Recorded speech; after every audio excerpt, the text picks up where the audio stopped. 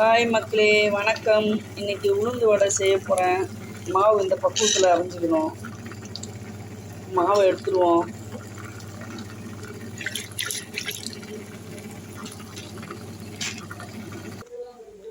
மாவு ஆட்டியாச்சுங்க. இந்த பக்குவத்தில் அரைக்கணும். இல்லாட்டி பந்து மாதிரி இருக்கணும். இப்போ அதில் சால்ட்டு போட்டு நல்லா கலந்துப்போம். சீரகம்,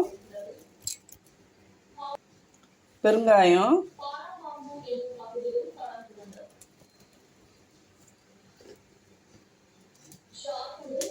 ஒரு வெங்காயம் பொடியாக அரிஞ்சது, ஒரு 3 பச்சை மிளகா பொடியாக அரிஞ்சு வச்சுருக்கேன், ஒரு இஞ்சி துண்டு பொடியாக அரிஞ்சது, கருவேப்பிலை, இது எல்லாத்தையும் போட்டு மிக்ஸ் பண்ணிப்போம்.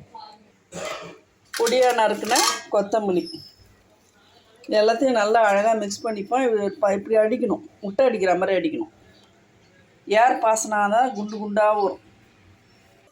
ஒரு கடாயில் ஆயில் காய வைப்போம், ஹீட் ஆகட்டும். அதுக்குள்ளே நம்ம இந்த மாவை நல்லா கிண்டிப்போம். அதுங்க நல்லா கிண்டிட்டேன். இப்போ கையில் எடுத்து போட வேண்டியது தான். மாவு இந்த பக்குவத்தில் இருக்கணுங்க. இப்படி எடுத்துட்டு இப்படி போட்டால் விழணும் கை விட்டு. இதுதான் பக்குவம். எண்ணெய் நல்லா காஞ்சிடுச்சு. பொருளணும். அப்படி தண்ணி விட்டோன்னே மாவு எடுத்து போட்டுங்க.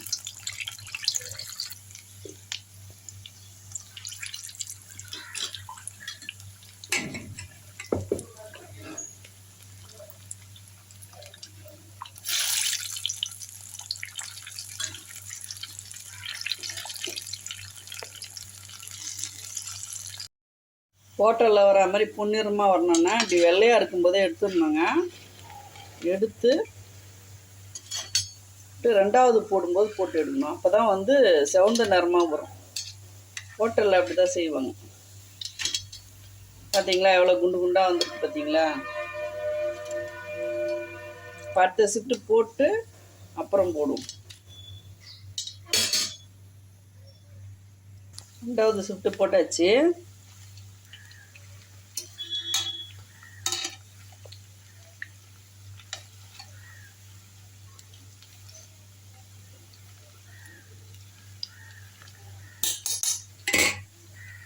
இப்போ இதை மறுபடியும் எண்ணெயில் போடுவோம். அப்போ தான் சிவந்த நிறமாக வரும்.